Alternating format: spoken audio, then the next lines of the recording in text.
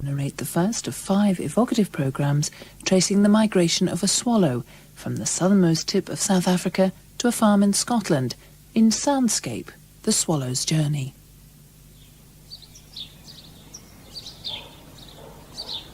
It's mid-April, and the village is waiting. The milkman on his early morning rounds, the paper girl wrestling to stay awake, the elderly woman walking her dog, are all waiting. Waiting for summer to come. And with it, a visitor. A visitor that perhaps more than any other heralds the end of winter and the coming of spring. Not a human visitor, but a bird. All across the northern hemisphere, from Spain to Norway, Ireland to Japan, the Pacific to the Atlantic, people are gazing up at the sky, longing for the first glimpse of their annual guest. They are waiting here, too, in this little Scottish village, where life goes on as usual, and a few wheezy sparrows greet the cold, grey dawn. The dog, the sparrows, the villagers are all waiting for the first swallow of the summer to arrive.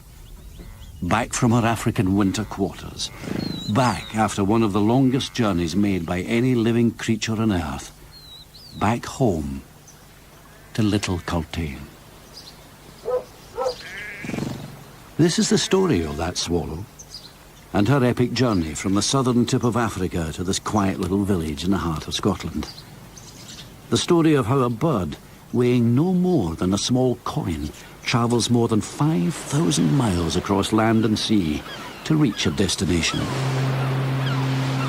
The story of how she faces countless dangers along the way and overcomes them. This is the story of one swallow's journey.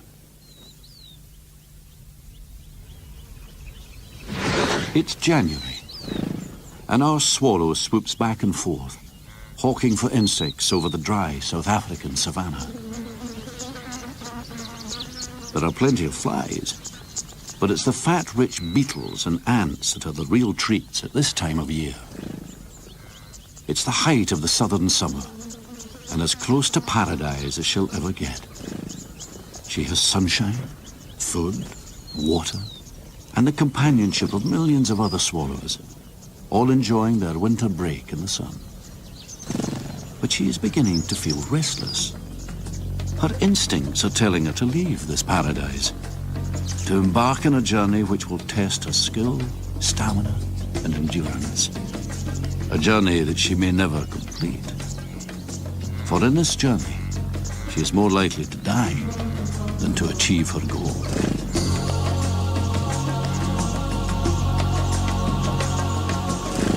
But why must she leave this paradise at all? To answer this, we must go back tens of thousands of years to a time when this swallow's ancestors left Africa and headed north for the very first time. It was a long and difficult journey, and many died along the way.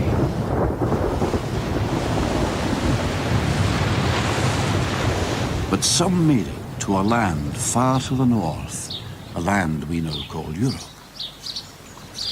Here they found another paradise, a place with even more food and safe nesting sites, a place where they could spend the summer raising a family before returning in the autumn to their African winter home. So although we like to think of these birds as our swallows, the truth is rather different. These birds belong to Africa. Like distant relatives, they visit us for a few short months each summer. In return, we provide them with food and lodging, and we miss them when they leave. By mid-February, the urge to migrate is impossible to ignore. And tomorrow, at dawn, the swallow will set off on the first stage of her long journey. But now, she has a more urgent need: to find a safe place to spend the night. The sun sinks fast in Africa, and the grassy plains of the Transvaal are soon bathed in the last dying rays of sunlight. By Kipling's great grey, greasy green Limpopo River there stands not an elephant's child, but a vast fig tree, its silver branches etched against a deep red sky. In its shadow stretches a field of maize, gold and glowing. Here a flock of swallows has chosen to roost for the night. Our swallow is among them. One by one, the birds drop like rain from the darkening sky into the tall crops, huddling against each other for warmth and safety.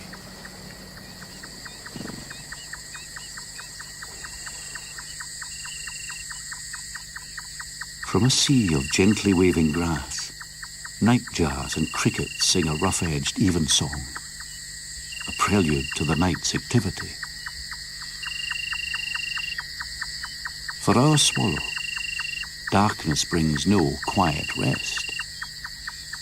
Swallows never really experience uninterrupted sleep. Instead, their heart rate slows down, and they snatch brief cat naps, always alert to the possibility of danger. Tonight, hyenas call to one another across the dry plains. They have heard the lions roar, and they know that there may be a free meal on offer somewhere out there in the darkness.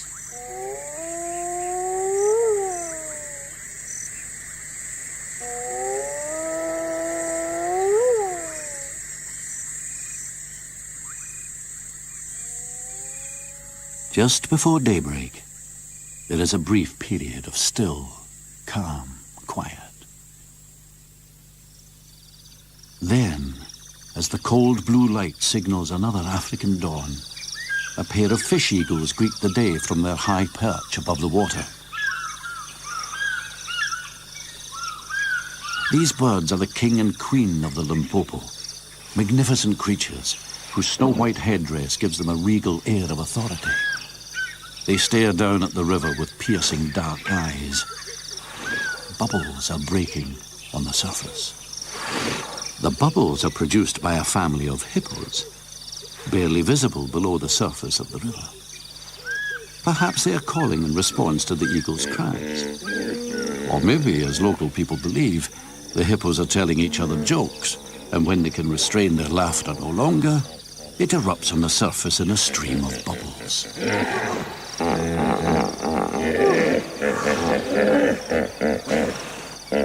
The swallow is in no mood for jokes. She stretches her wings, shivers briefly, and sets off, cutting through the chilly air like a scythe. It's time to say goodbye to her winter home and head north on the first leg of her journey.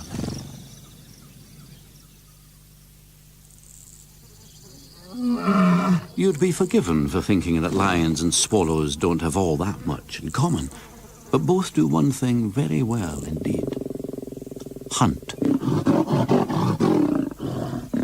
It's the lion's turn first.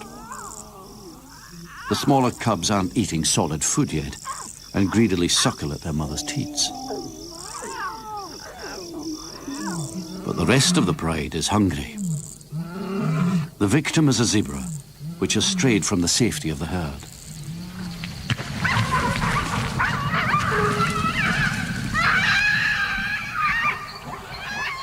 The chase is short, the attack successful, and the kill quick and efficient.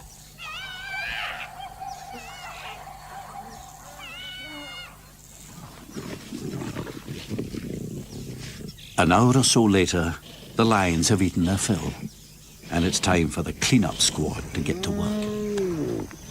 Hyenas stand around on the edge of the kill like delinquent teenagers, impatiently waiting their turn. Meanwhile, the action has aroused the interest of those other scavengers, the vultures. They arrive together, out of an apparently empty sky, circling down onto the remains of the carcass and tearing at the flesh and bone with their vicious hooked beaks. The swallow is not a scavenger like the vultures. She hunts and kills for herself, but as a solo artist, not in a group. She too has been attracted by the action, And although she can't hear the flies buzzing around the zebra carcass, her acute eyesight has picked out tiny telltale movements that give away their presence. It's a welcome sight.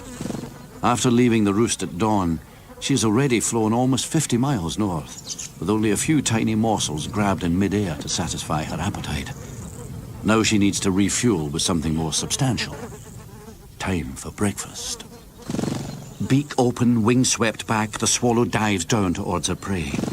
A split second before impact, she sees the flies as individuals for the very first time.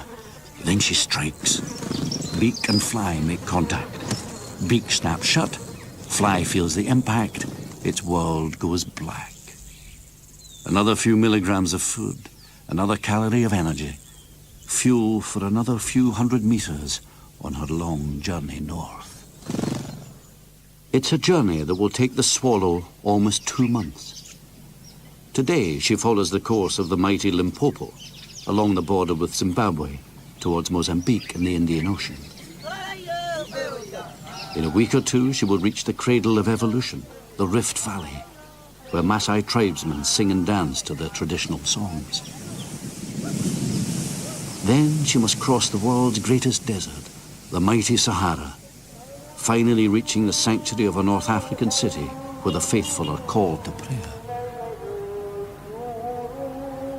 After seeing the sun set over North Africa for the last time, she will wake to sunrise on the Mediterranean island of Majorca, followed by a chorus of nightingales serenading in a Provençal vineyard.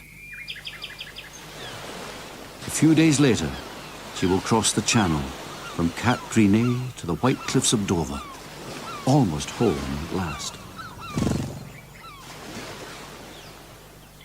But all this lies far in the future, and our swallow cannot afford to look ahead. Her attention must be focused on the present. High above, in the deep blue African sky, a falcon is circling. He is a hobby. Just as the swallow saw the flies, the hobby has seen the little group of swallows. Wings back, eyes fixed on the target, she sweeps down towards the tiny blue-black specks below. The air whistles past her feathers, adding a new note to the usual late afternoon hum. At first the swallows notice nothing wrong. Then something deep in their consciousness warns them of change.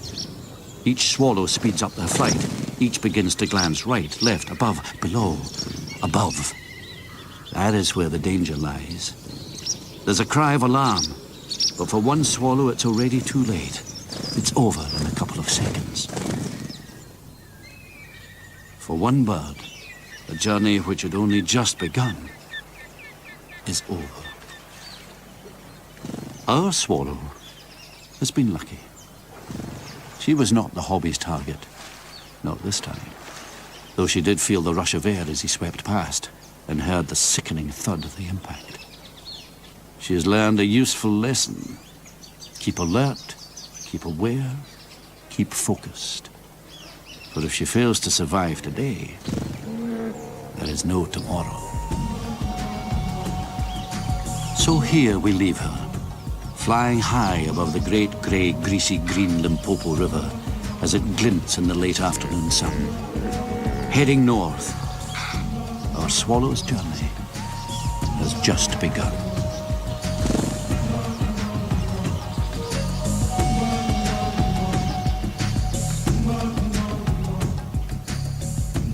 Soundscape was narrated by Bill Patterson and written by Stephen Moss. The wildlife sound recordist was Chris Watson, and the programme was produced in Bristol by Sarah Blunt. Because our swallow migrates by day, she feeds on the wing. But she doesn't just grab the first thing she sees. Instead, she carefully selects the biggest, juiciest prey to maximize the energy she gets from it. Swallows have a beautiful streamlined body and use little energy in flight, so she can remain in the air for hours on end, requiring only the occasional diversion for fuel. For our swallow, the next 6 weeks will be an almost constant journey, at least while it is daylight to guide her. The only thing that makes her stop is the onset of night. Night falls quickly in the Masai Mara, for the equator is only a few miles to the north. The sun drops like a shot bird from the sky, briefly lighting up the landscape before sinking below the distant horizon. Acacia trees stand like silhouettes against a darkening sky as the Masai herd their cattle into the corral where they will be safe from the local lions.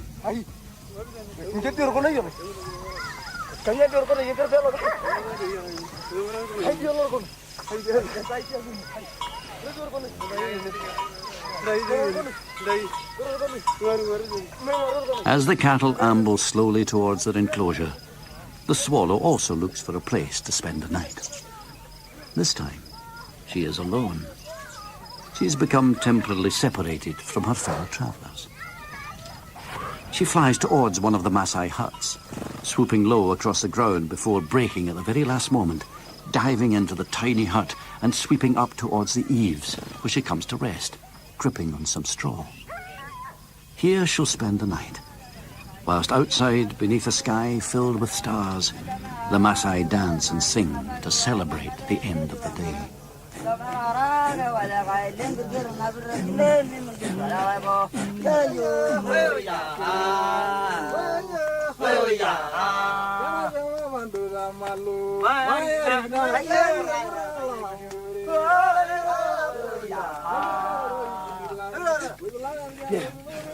As the women watch, the men leap high into the air, each trying to outdo the other. The women laugh behind their hands, but perhaps secretly dreaming of the man they would like to marry.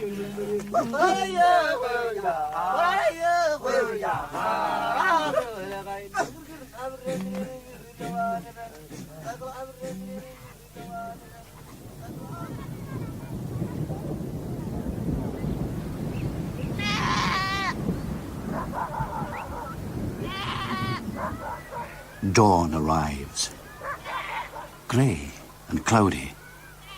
The cattle are restless, but the Masai herdsman smiles to himself, for the rains are coming.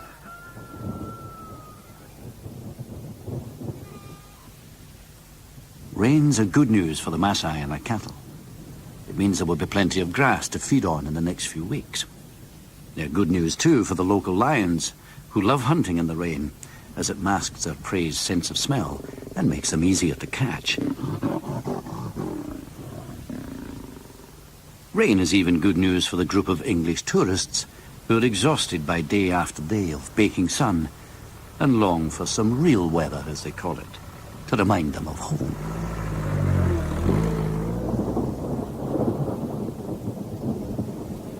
But for our swallow, the rains are bad news.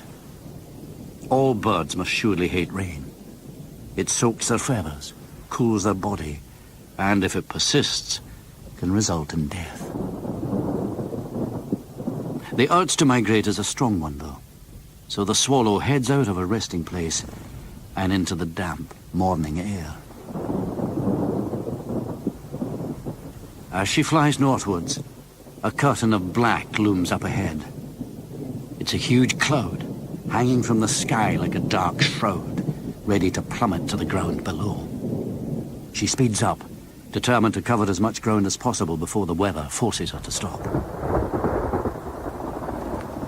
A raindrop hits her back, then another, and another, and another. Within minutes she is flying through a wall of water. Her plumage is battered by the rain, her feathers are soaking, and she can hardly see. She must find shelter before it's too late. But there is no shelter. Only a few scattered acacia bushes, and mile after mile of tall grass waving frantically in the wind. Our swallow flies on, now getting desperate. Her plumage, usually kept so neat by constant preening, is a mass of tangled feathers. Visibility is down to a few yards. She is exhausted. 100 yards to her right, another swallow gives up the fight, falls to the ground and lies splattered in the mud, soon to die. In less than an hour, a passing rodent will pick up an easy meal. Meanwhile, our swallow draws on her last reserves of energy and moves on.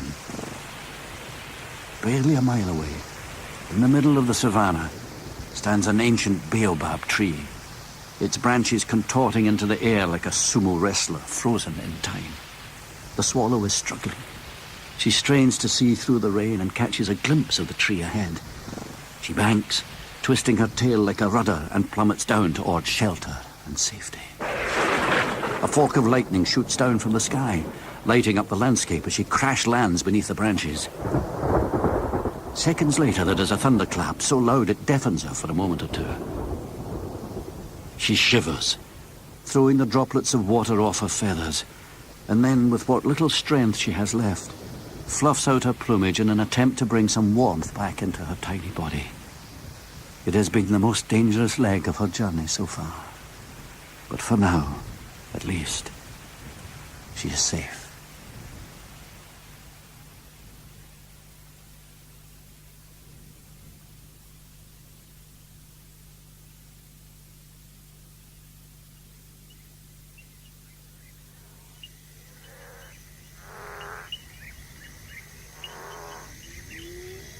An hour later, and the storm has passed. The sun emerges from behind the clouds, lighting up the savannah, and the chorus of birds and insects starts up again.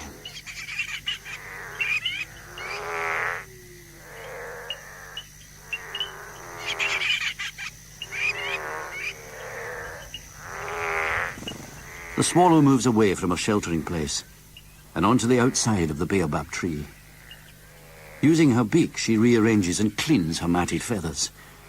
She can feel the benefit of the sun's warmth on her back. It's a good feeling. Another hour, and it's time to get going.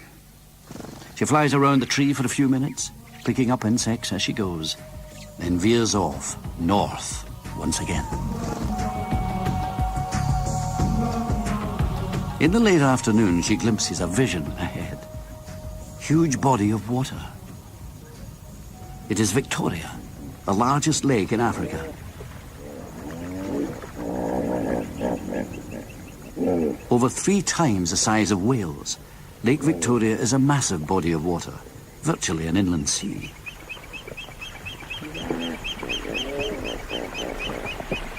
Around the water's edge, a group of fishermen wade up to their waists in the murky brown liquid, pulling in nets full of fish, which they will sell at the local market.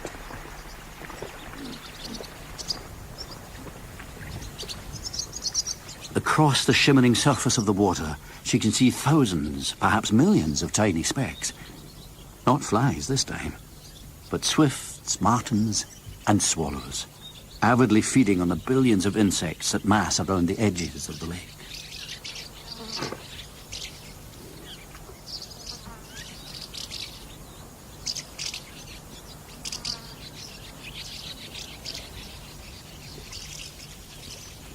There is still an hour or so before sunset. Just enough time to refuel, and for a quick dip to wash the dust from her feathers.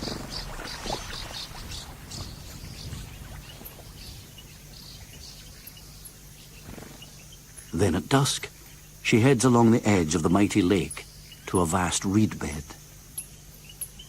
Tomorrow she'll embark on the next leg of her journey, taking her west, then north, across the greatest hazard of all, the mighty Sahara Desert.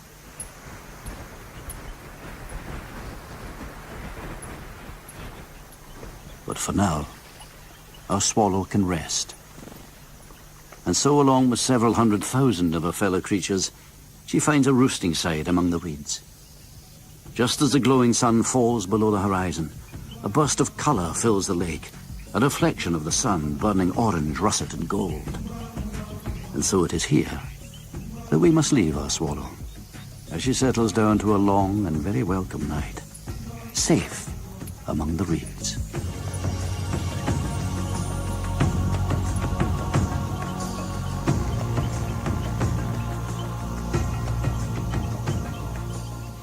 Soundscape was narrated by Bill Patterson and written by Stephen Moss. The wildlife sound recordist was Chris Watson, and the programme was produced in Bristol by Sarah Blunt. And you can join the swallow for the third leg of her journey across the Sahara Desert tomorrow at the same time. Of a swallow from the southernmost tip of South Africa to a farm in Scotland in Soundscape, The Swallow's Journey.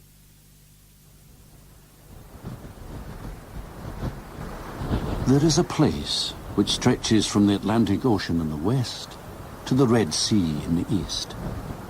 A place larger in area than the United States, yet inhabited by only a handful of people. A place crossed by hundreds of millions of migrating birds each spring and autumn, and yet with virtually no food or water to sustain them on that way. This is the driest, hottest, and most desolate place on Earth, the Sahara Desert.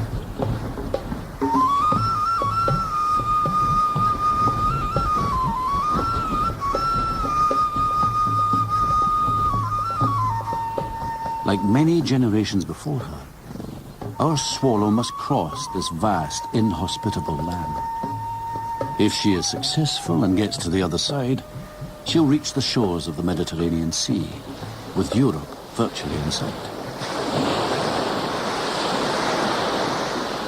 A hop over the continent, across the channel, and she'll be almost within sight of her home, in a quiet Scottish farmyard.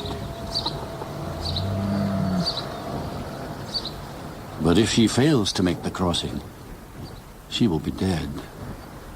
For in the Sahara Desert, there is no place to hide.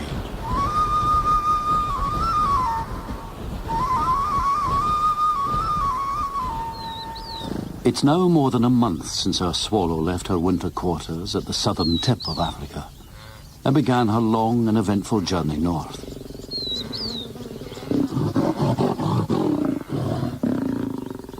Careful preparation and a bit of luck have been on her side, and so far she has escaped predators, avoided starvation, and survived a tropical storm that left many of her fellow travelers behind. But now, she faces her greatest challenge. She knows she mustn't rush things. She'll do the journey in stages, flying by day so she can feed on passing insects as she goes, and stopping off at an oasis to rest and replenish her energy reserves. Other birds use very different strategies to cross the desert. Some, like the sedge warbler, build up their energy reserves, then cross the desert in one go, traveling by night to take advantage of the cool air which allows them to fly faster and keep water loss to a minimum. A lake in the heart of Africa marks the start of the desert crossing. Lake Chad lies on the borders of Niger, Nigeria, Cameroon, and Chad itself, one of the poorest parts of the world. Although fed by the Shari River, it has no apparent outlet. Instead, it varies in size from season to season, depending on the rains. At its largest, it covers an area roughly the size of Belgium. Like Lake Victoria to the south, Lake Chad acts as a magnet for birds from far and wide. Herons and egrets wade in the shallows along its edge. Sandpipers and stilts pick morsels off the surface, while flocks of little carmine bee-eaters hawk for insects against the deep blue sky. Our swallow has spent the night here, roosting with her companions in a vast reed bed, and as the sun breaks through the early morning mist, they wake and begin to twitter to one another.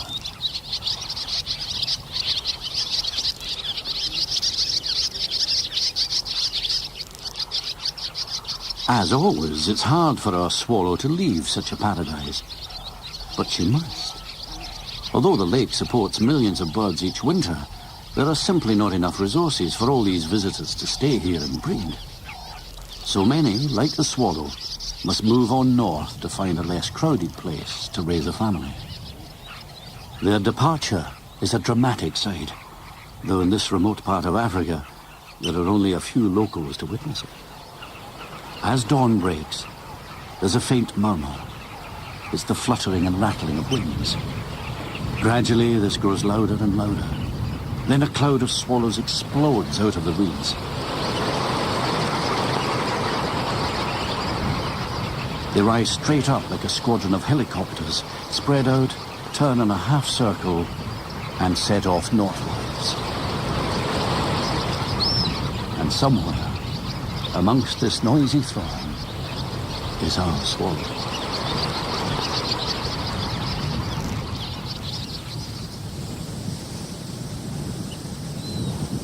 From the northern shores of Lake Chad to the Atlas Mountains of Algeria is a distance of some 1,500 miles, as the swallow flies. With only a few miles of desert behind her, our swallow has already seen the corpses of birds which have died from lack of food or water, scattered on the sands below. These lifeless bodies are another reminder, as if she needed it, that this will be the most difficult leg of her journey.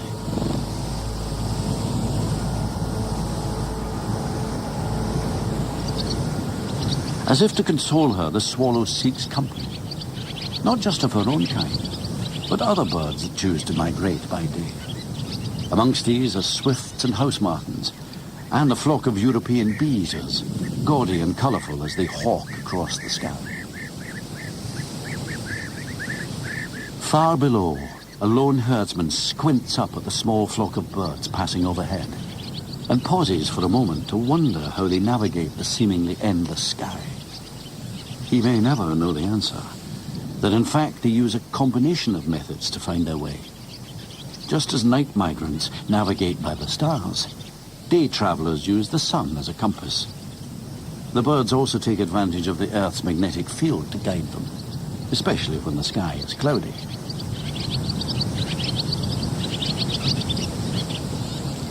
Today, though, the sun is shining, as it usually does, over the great Sahara Desert.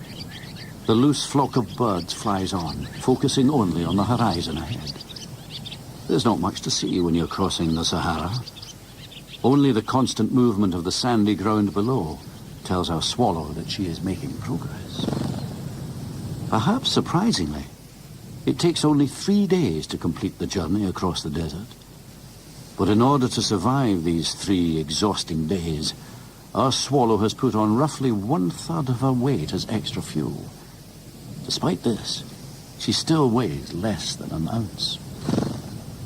By nightfall on the first day, she has covered more than 500 miles, and it's time to stop. But here, there's no lake or welcoming reed bed awaiting her. And so together with a few companions, she drops down into the shelter of a rocky outcrop. There she spends the night, as the temperature drops from oven hot to comfortably warm, and then cools down to almost freezing.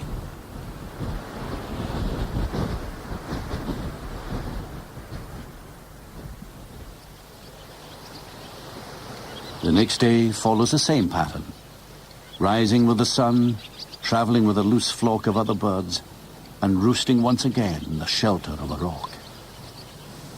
By the 3rd morning, she's only a few hundred miles from safety. But her energy reserves are dangerously low, and she can already feel her heavy wings as they fail to respond to the commands from her brain. Alongside her, others are feeling the strain too. From time to time, one of her companions drops like a stone from the sky, making a tiny dent in the desert sand below. Within minutes, these exhausted birds will be dead from heat stroke. The swallow is hardly aware of these little dramas played out alongside her. What drives her is simply instinct, the primal urge to survive, to reach her destination and breed, the ultimate purpose of this epic journey.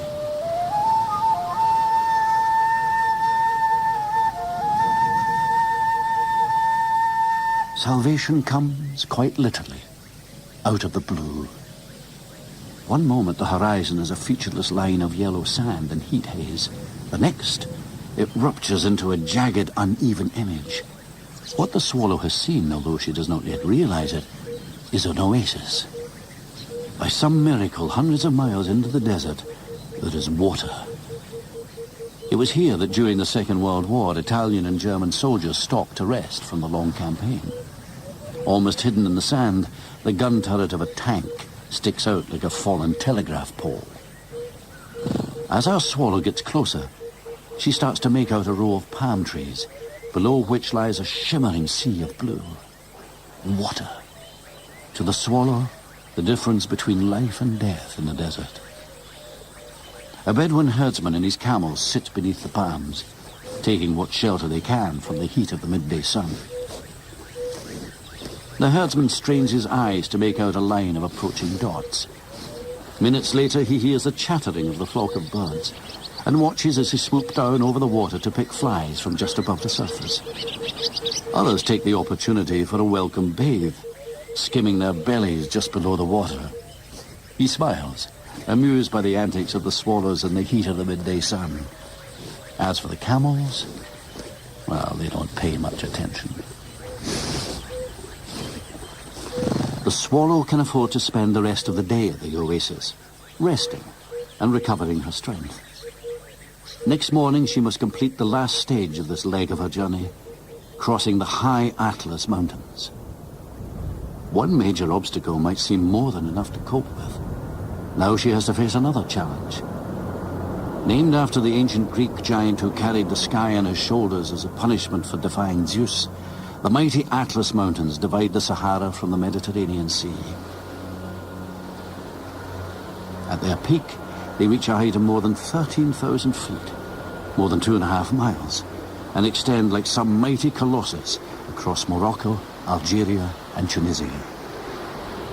As she gains altitude for the crossing, our swallow feels cold air through her feathers for the first time in many months.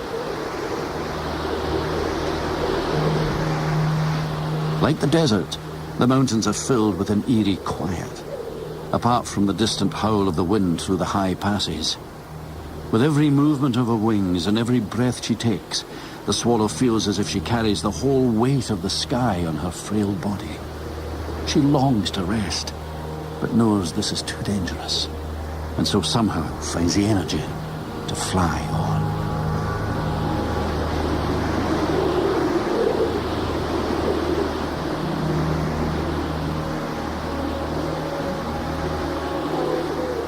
By the evening, she hears a different sound. A distant hum, quiet at first, then building as she approaches her destination. Soon she hears other sounds, ones that suggest a city is near. Finally, she sees the lights of the port of Oran, Algeria's second largest city. As our swallow approaches the city, her sharp eyes pick out a tower reaching out above the skyline, glowing golden in the setting sun. From the highest point of the tower, a muezzin calls the faithful to the last prayer of the day. This is the sound that reached out to her in the desert.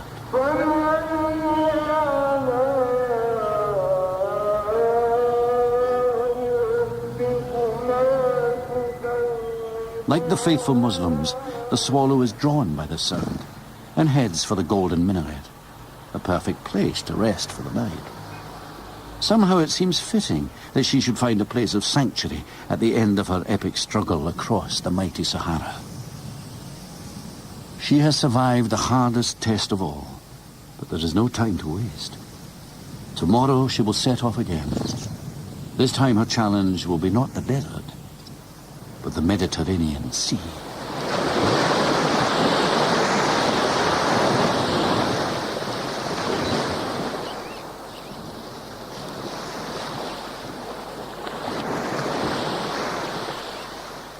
Soundscape was narrated by Bill Patterson and written by Stephen Moss. The wildlife sound recordist was Chris Watson, and the programme was produced in Bristol by Sarah Blunt. And you can join the swallow for the fourth leg of her journey across the Mediterranean Sea and Europe tomorrow at the same time. And there's more information about swallows on the BBC Radio 4 website. What kind of monster is this particular monster? This weekend. Serpent's body, claws, vile...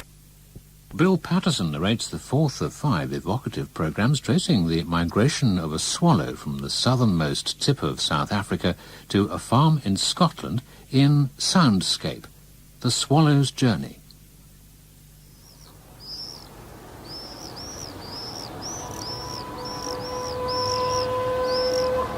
It's not yet dawn, but already the muezzin is calling the faithful to prayer in the bustling Algerian city of Oran. Last night, our swallow earned a well-deserved rest after her exhausting journey across the mighty Sahara Desert.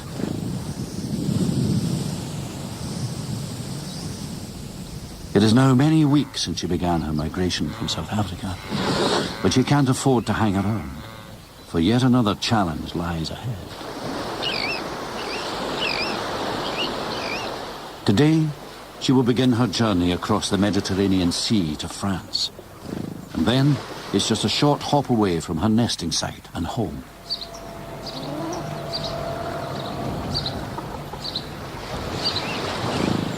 She will feel the sea breeze through her feathers for the first time in many months, and smell the salt air as it whips through her wings.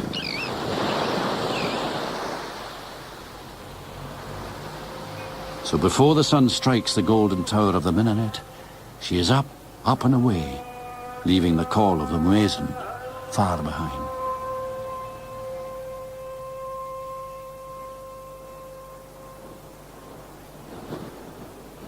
Today, she is in luck. A light northeasterly wind is blowing, just what she needs to help pick up speed. Surprisingly, swallows don't like tailwinds. If they hit a pocket of still air, they may lose momentum, stall and crash to the ground. But too strong a headwind forces them to stop. Sometimes they will even fly in the opposite direction until the weather improves. Today, though, the wind is just right, enabling her to make good time. 15, 20, 25 miles an hour, the streamlined curves of her body allowing her to sweep gracefully through the cool sea air. Looking down, she passes a school of dolphins, an oil tanker heading east to Libya, and the occasional flock of shearwaters hugging close to the waves.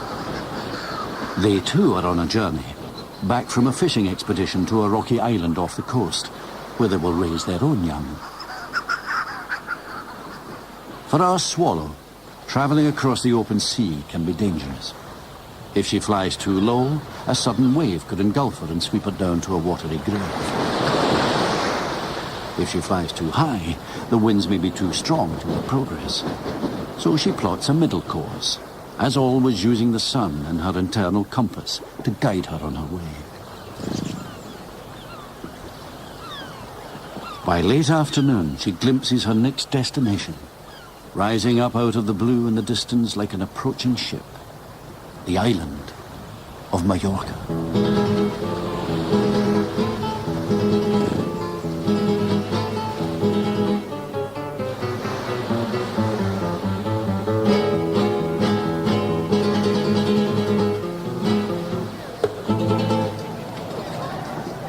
Mallorca is not only a popular holiday destination for people, birds like it too. Its mountains and valleys, fields and woods, coasts and marshes support all kinds of breeding birds.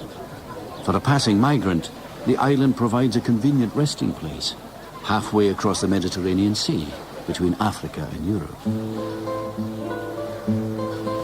Like the more discerning visitor, birds avoid the jam-packed beaches of the south and instead head across a landscape of fields, farms and water pumps to the north of the island.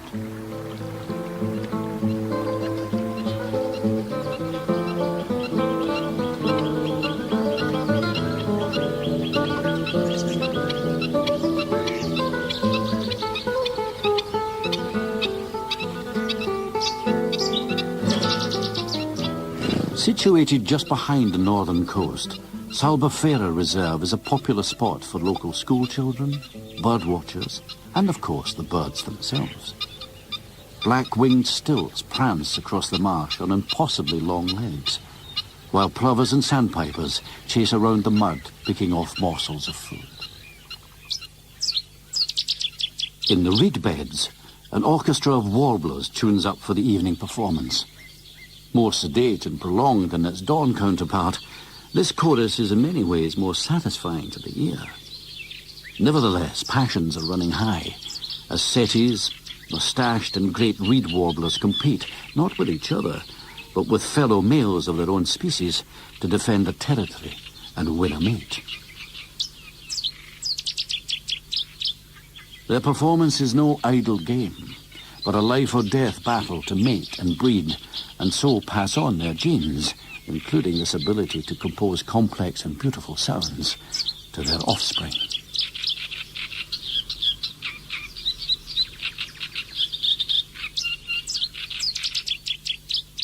And it is here, among the songsters of the Mediterranean, that our swallow will roost for the night.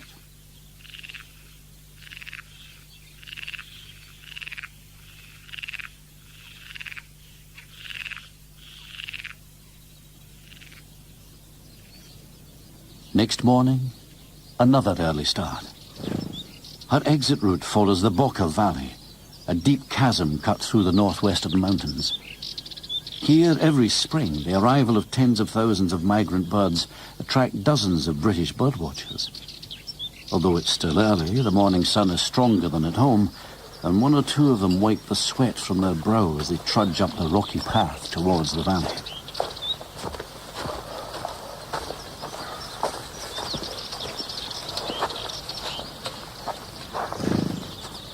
The bird watchers ignore our swallow, far too familiar for them, and instead focus their binoculars on a party of Eleanor's falcons. Named after a 14th century Sardinian princess, these elegant birds of prey have just returned from Madagascar, where they escaped the rigors of the northern winter.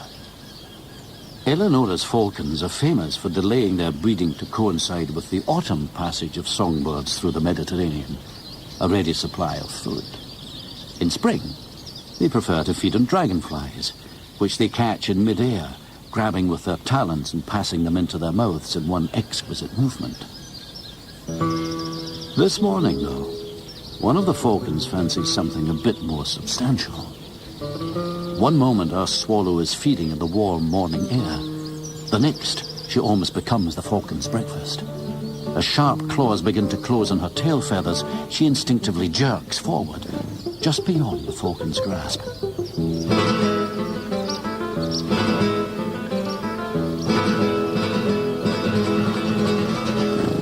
She's safe, at least for now.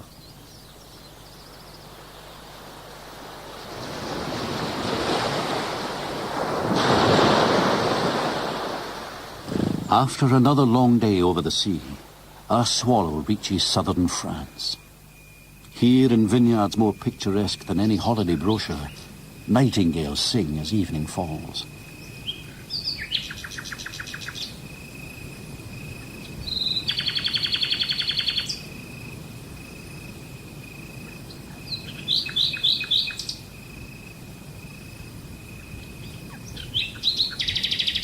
It's these extraordinary sounds that moved Keats to write his famous ode.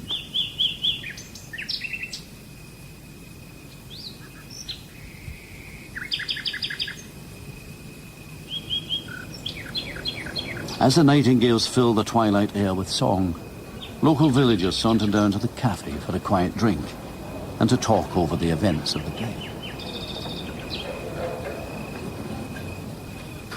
The song of the nightingale cannot disguise another, more sinister noise.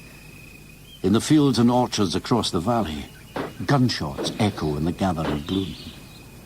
As our swallow joins others in a nearby barn, it gives a little shiver. Just the cold, or an instinctive premonition of danger to come?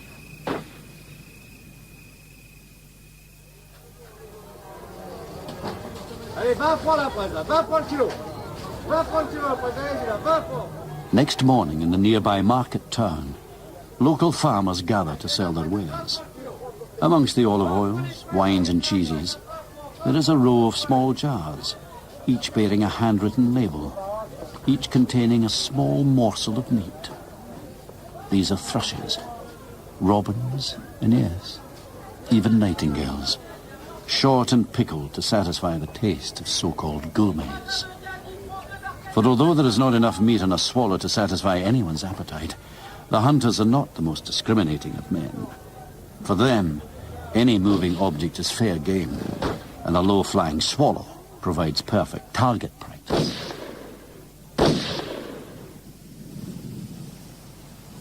This morning it is not just air whistling through our swallow's wings, but the gust caused by a passing piece of shot. One lump of lead comes within an inch or two of her tail, but miraculously she survives. The continuous thud of small, lifeless bodies falling from the blue sky means the others have not been so lucky. It has been a profitable morning for the hunters, but a bad one for the birds.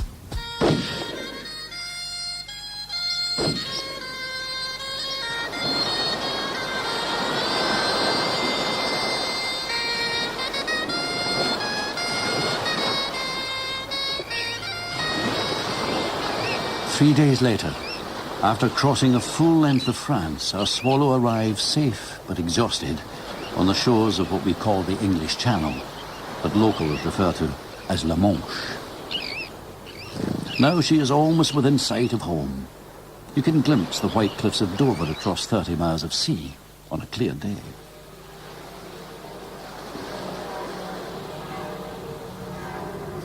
She pauses for a while on telegraph wires above a huge expanse of concrete filled with cars.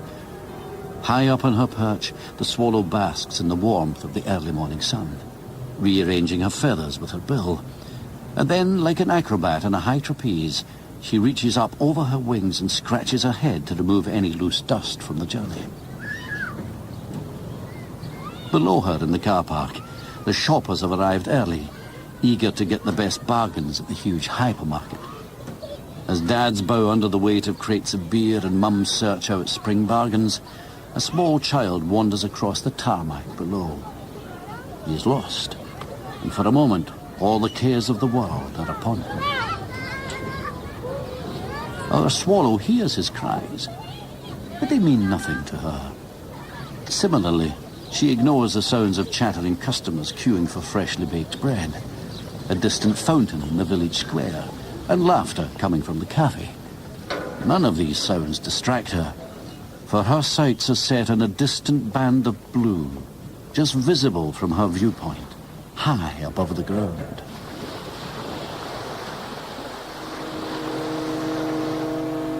On the next leg of her journey, she will cross this small strip of water to England. She'll fly across familiar territory, north to the quiet Scottish farmyard where she was born and raised a summer before. Here she will bring joy to all who see her, a sure sign that spring has finally returned to their little village. Then, if all goes well, she will set about raising her own family for the very first time.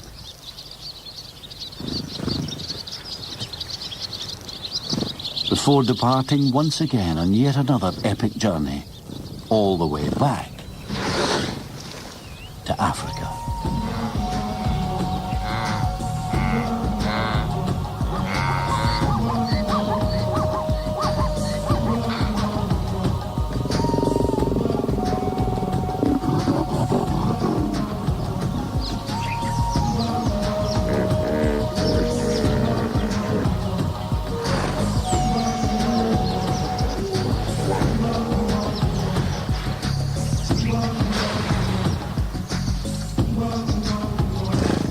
Soundscape was narrated by Bill Patterson and written by Stephen Moss. The wildlife sound recordist was Chris Watson, and the programme was produced in Bristol by Sarah Blunt.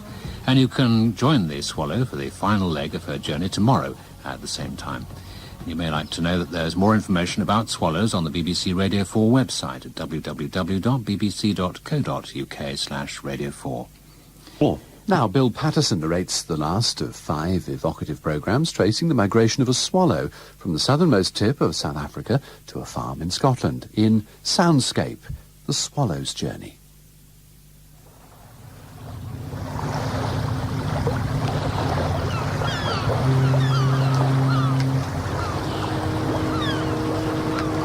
On a clear day, from the coast between Calais and Boulogne, you can see the white cliffs of Dover. But today is not a clear day. Mist shrouds the headland of Cap Grinet, with a fine drizzle adding to the misery of those hardy or reckless enough to venture outdoors. For our swallow, even fine rain is bad news, seeping into her feathers and keeping the few early spring insects firmly in their hiding places. She is on the last leg of her epic journey. A journey that will have taken her from the tip of southern Africa to a farmyard on the Scottish borders, where she will find a mate, build a nest, and raise her young. But any thoughts of a family are pushed aside. Right now, she must find shelter from this rain. Her sharp eyes pick out a distant barn looming out of the mist. She sweeps across a field of wheat, dives past some cows, and into shelter. Beneath the eaves, it's dry and warm.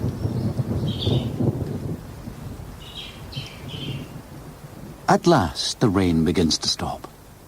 A sliver of April sunshine penetrates the cloud, and a light draught of warm air ruffles the swallow's feathers. She stretches her wings, dives headfirst out of the barn, and is up and away.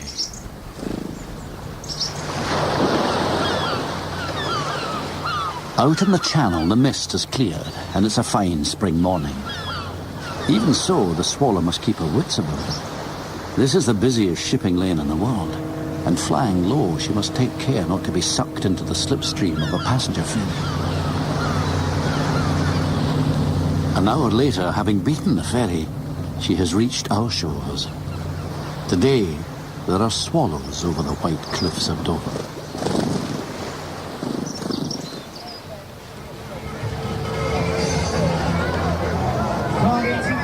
She passes over a fairground, where bank holiday crowds enjoy the traditional delights of the helter-skelter and merry-go-round. Let's do it, let's do it, let's go!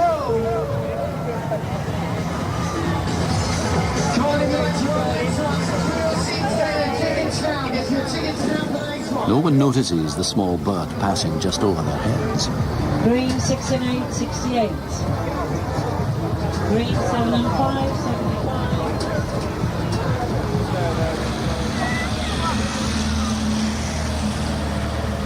Another hour and the swallow reaches the start of the suburban sprawl, which now stretches like a crumpled tea towel over most of southeast England. Here insects are few and far between. The fumes from the city and its traffic have seen to that.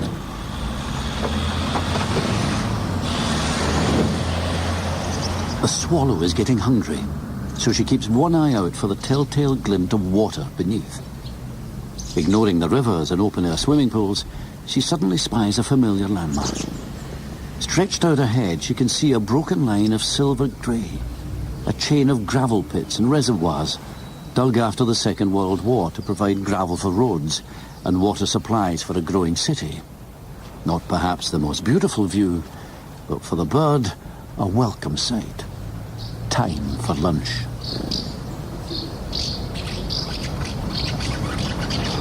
The swallow is not the only bird to use these man-made waterways as a service station.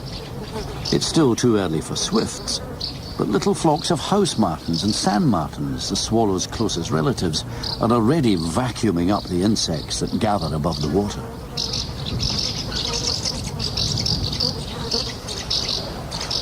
The swallow joins them, opening her flexible beak as wide as she can, then snapping it shut around each unwary morsel. Meanwhile, a birdwatcher, tempted by the sunshine, has dug out his binoculars and cycled the mile or so from his home to the reservoirs. He is looking for spring migrants, and the swallows and martins are the first he has seen this year. As he scans the reservoir, the sun catches the lenses of his binoculars and briefly blinds the swallow as she flies towards him. She swerves quickly away. As she turns, her dark blue upper parts contrast with the creamy white belly, red forehead and throat. Excitedly, he grabs his notebook and scribbles down the figures. 20 to 30 house martins, a dozen sand martins, and 10 swallows. Finding a dry patch of grass, he lies back and stares up at the cloudless sky. 1, even 10 swallows may not quite make a summer, but they are still a sign, and a good one at that. Spring is most definitely here.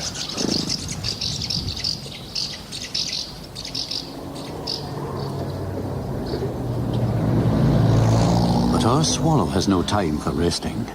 Her brain is driven by instinct, and that instinct is urging her on and on. So veering upwards from the reservoir, she heads north, across the edge of London, past King Harold's burial place at Waltham Abbey, over the M25 with its traffic jams and fumes and noise, and out into a landscape of fields and woods, hedgerows and streams, out into the English countryside, on her way to Little Cultane.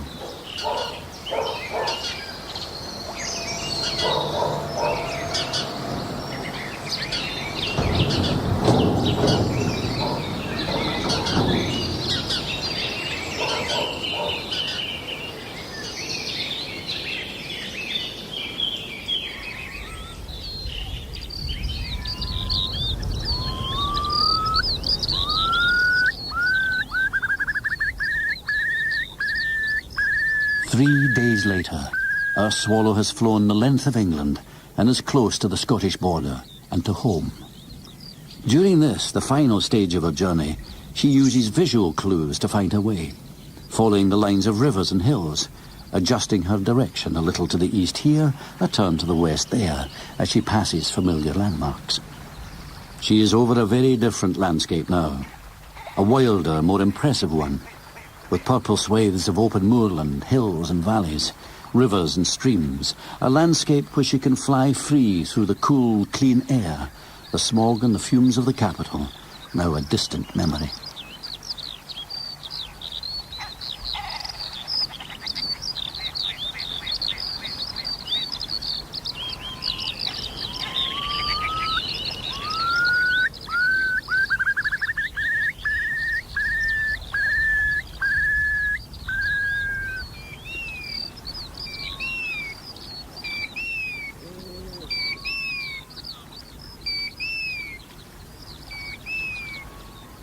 Something tells her she is now only a mile or so from her goal. A single mile amongst the 5,000 she's already flown. All over the Northern Hemisphere, swallows are arriving home. More than 1 million in Britain alone. Perhaps 30 million in Europe.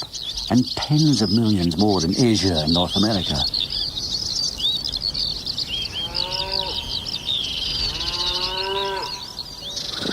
Half a mile, a few hundred yards, 100 feet. As she approaches the farmyard, she can see a familiar landscape laid out in front of her. A tractor preparing the fields. Someone hanging out the washing. A herd of cattle being driven along a lane.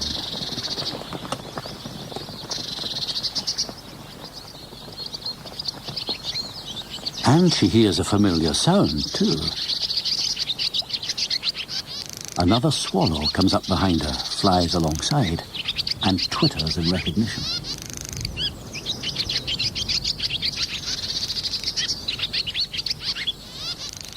This bird, though she does not yet know it, will be her mate. Together they will build their nest under the eaves of a barn. A nest made from mud, grass and hair, lined with a few feathers she will pick up from the farmyard chickens. Here she will lay 5 smooth, oval-shaped eggs. And if this first clutch is successful, she and her mate will have a second, and perhaps even a third brood of youngsters.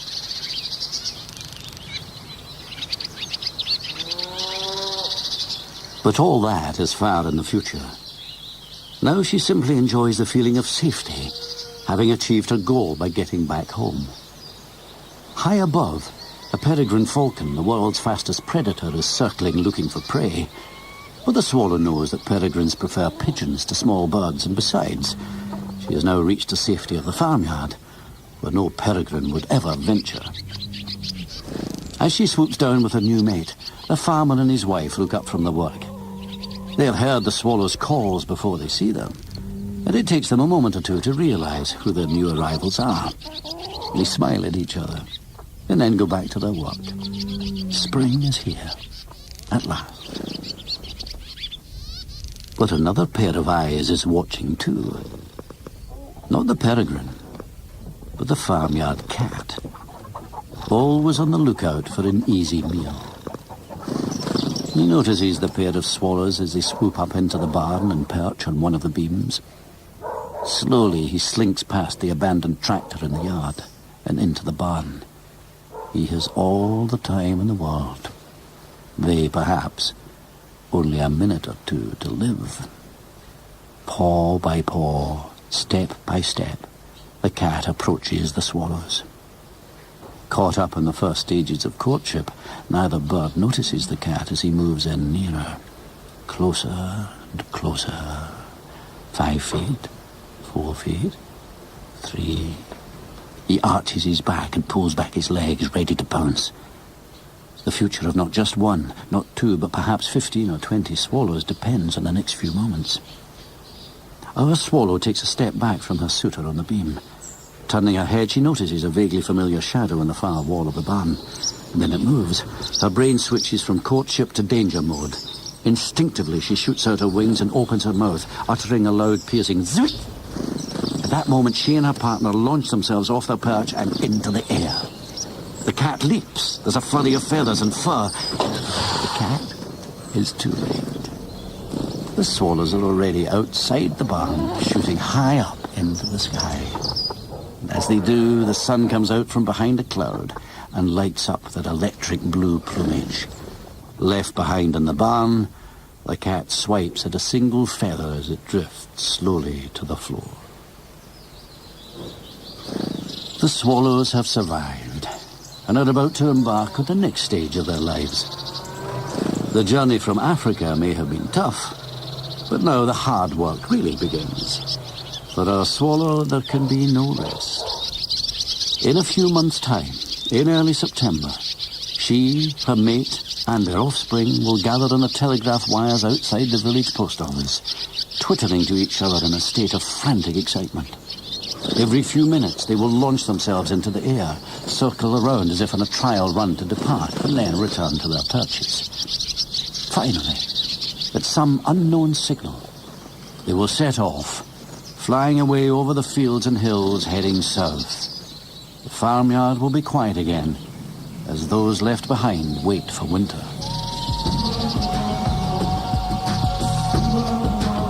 After flying another 5,000 miles and facing many dangers, the lucky survivors will reach their winter home on the plains of southern Africa.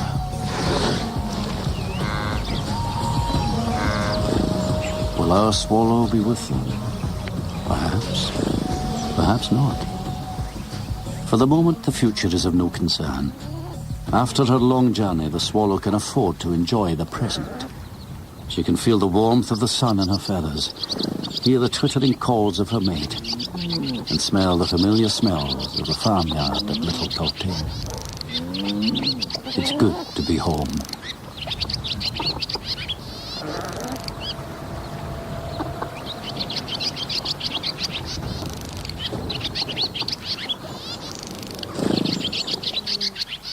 Soundscape was narrated by Bill Patterson and written by Stephen Moss. The wildlife sound recordist was Chris Watson. The series was produced in Bristol by Sarah Blunt. And there's more about swallows on the BBC Radio 4 website.